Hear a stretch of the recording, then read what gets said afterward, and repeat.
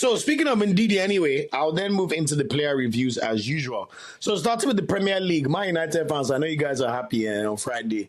You're very lucky there was no VAR because that was rubbish, man. Wilfred Ndidi anyway made his return from injury in Leicester's 2-1 loss to Man United.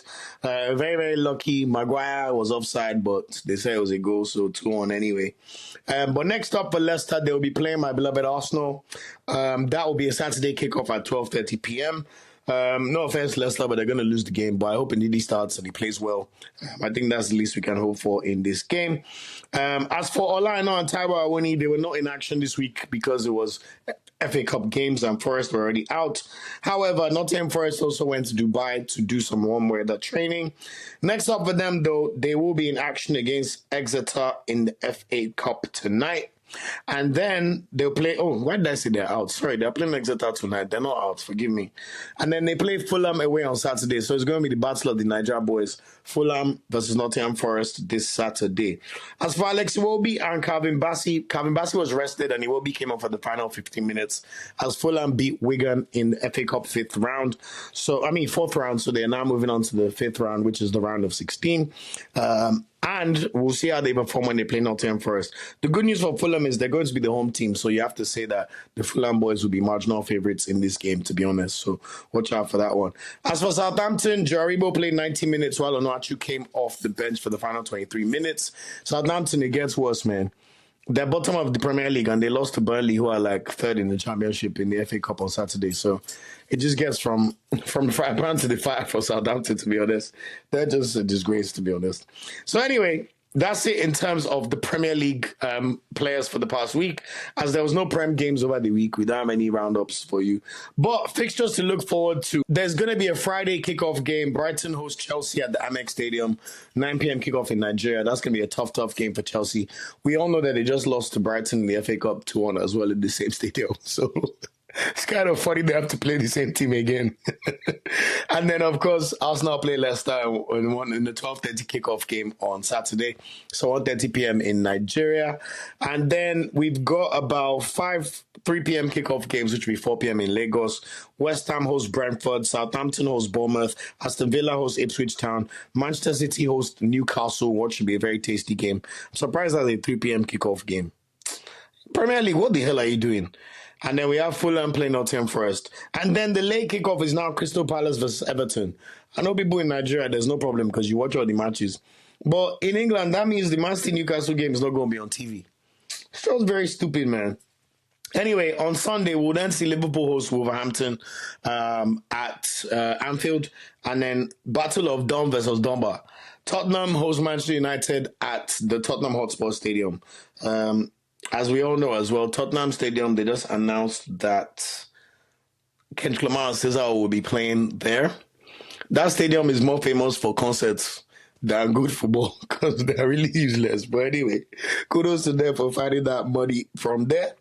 Anyway, moving on to Serie A. Ademola Lookman is still injured, as you know, so he's going to miss Atalanta's game against Club Brugge tomorrow, which would have been nice to see because we'd have known Edika versus Lookman, but it's not to be.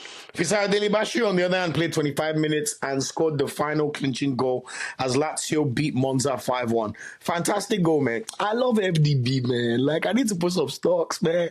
You guys know I talk about Dele-Bashiru anytime he plays and he scores, but I just like his confidence. Came off the bench, he got the ball, he just did one step over real quick with his right foot, shifted to his left foot, banged it straight to the top corner. And I like that he can score with both feet, you know. This is a serious player. And honestly, he's been just fine wearing that number 10 shirt for the Super Eagles so far. So long may it continue. Lazio are now fourth in Serie A, so we know that they're still going to fight for at least the Champions League spots with Juventus, Fiorentina. It's quite a tough. Serie A this season is very interesting, and it tends to be the most competitive league over the past 2 or 3 years, to be honest. But next up, they play Napoli at home, so that's going to be even tastier. And look out for that game on Saturday. As for Samuel Chukwueze, he was on the bench as AC Milan beat Roma 3-1 on Wednesday in the Coppa Italia. And then he was also on the bench again in the 2-0 win over Empoli in the league on Saturday. I have a feeling he might be injured, though, because if he's not injured and they're just making him an only sub, That's not a good sign. That means Cedric Consal does not like him at all. Anyway, we'll see if he gets any minutes tomorrow in the Champions League as AC Milan play Feyenoord away, 8 p.m. kickoff, and then they play Verona at home on Saturday in Serie A. As for Maduka Okoye, he gets closer to a return for Udinese. Should be interesting to see if he gets his place back once he's match fit, considering how they've signed a new goalkeeper. And that goalkeeper's been doing okay, but I think Maduka should get his place back, but we shall see. So they play Empoli at home on Sunday. I'm not sure if that's going to be too soon for Maduka, but time shall tell. In the Bundesliga, Nathan Teller came on in the 60th minute, while we know Boniface came off in the 75th minute to score that winning goal against Cologne, which I spoke about as one of the major talking points. However, over the weekend, they drew 0-0 to Wolfsburg, which is very disappointing. Both players started, and they're now 8 points behind Bayern Munich with just 13 games to go. So I must say, I think Vincent Kompany is going to win his second league title of his career. We know he won the league title in the championship for Burnley a few seasons ago, but I'll be very surprised if Leverkusen are able to claw that gap back. As for Frank Onyeka, he did play 69 minutes, but he made an error that led to Stuttgart's goal as Oberg lost 1-0 in DFB Pokal. So sorry to hear that. However, over the weekend, he did bounce back and get a clean sheet for his team against Mainz, 0-0 in the league. Next up for them, they play Leipzig at home on Friday, so that'll be a big, big test of their character.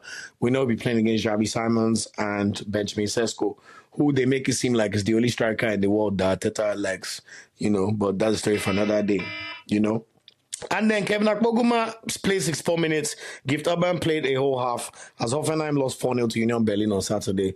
I mean, Hoffenheim, they need to take time, man. It looks like they might be going down much sooner than we think. But we'll continue to monitor this space. Next up for them, they play Werder Bremen away on Sunday, so it doesn't get any easier for them at all. In La Liga, Kristanz Uche played 90 minutes and he got a yellow card as Getafe lost 5-0 to Atletico Madrid in the Copa del Rey on Tuesday. Really, really bad performance for them. But this is what I like about mid-table teams. Don't do the one that is bigger than you. They lost in the Copa del Rey 5-0 to Atletico Madrid. No problem.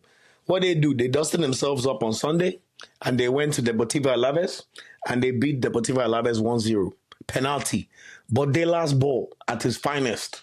1-0, 14th, and they're on a pretty good streak in terms of wins and draws in their last 5 games, which is exactly what you want when you're a team in 14th place. Next up for them, they play Girona away on Friday, 8 p.m. kick-off. As for Sevilla, Chira Ajuke came off the bench, played 27 minutes as Sevilla got thrashed 4-1 by Barcelona. Barcelona are good, man. I don't need to say too much more than that. Akko Adams missed the game due to a thigh injury. Of course, we know that Iheanacho has now moved back to England to play in the Championship for Middlesbrough. So watch out for that one, although we're not in the business of talking about how players are performing in leagues that are not the top leagues. So we wish him all the best. Next up for Sevilla, they play Real Valladolid away on Sunday. So let's see if Ejuke and Adams will feature in that game. Valencia, Sadiq played 71 minutes as they got absolutely hammered by Barcelona and Copa del Rey. He then came off the bench and played 30 minutes over the weekend as Valencia scored a very crucial 2-0 win over Leganés in La Liga, which moves them up to 18th place. And now their hopes of survival are much bigger. Like I've said before, Valencia are one of the most storied clubs in Spain. And honestly, they can't be going down. That's a disgrace. So hopefully they could keep up the good work, although the next game is against Villarreal away on Saturday. So that's going to be a tough game. Finally, to round up the top 5 leagues in France, Moses Simon played 68 minutes as Nantes lost to Brest 2-0 on Friday. Next up for them, they play Monaco away, so it doesn't get any easier. And Nantes have to take time because they're now 15th in the league, so getting dangerously close to the relegation zone. In fact, they only won spot off relegation, so they better take time. Hamza Algerian came on to play 7 minutes and got a yellow card as Lens lost 2-0 to Nice on Saturday. Hopefully he can have a much better outing when they play Strasbourg at home on Sunday. Gabriel Oshé was back in the starting lineup for AG Auxerre. He played 90 minutes as they drew Toulouse 2-2 in the league on Sunday. And next up for them, they play Brest away on Friday, 7:45 p.m. Speaking of Brest, they're now 2-0 down against Paris Saint-Germain in the Champions League, so it's not looking good for them. And Ousmane Dembele has just scored his 17th goal in his last 11 appearances. So shout out to Ousmane Dembele, man. Really, really good to see. But hopefully, Auxerre can pile some more misery on Brest when they play on Friday. As for the Nice boys, Arakpo is back fit, but he was on the bench in a 2-1 loss, and he was not in the squad as they beat Lens 2-0 on Saturday. Let's see if he gets some minutes when they play Le Havre on Sunday. So that's it in terms of the top 5 leagues in Europe for this week.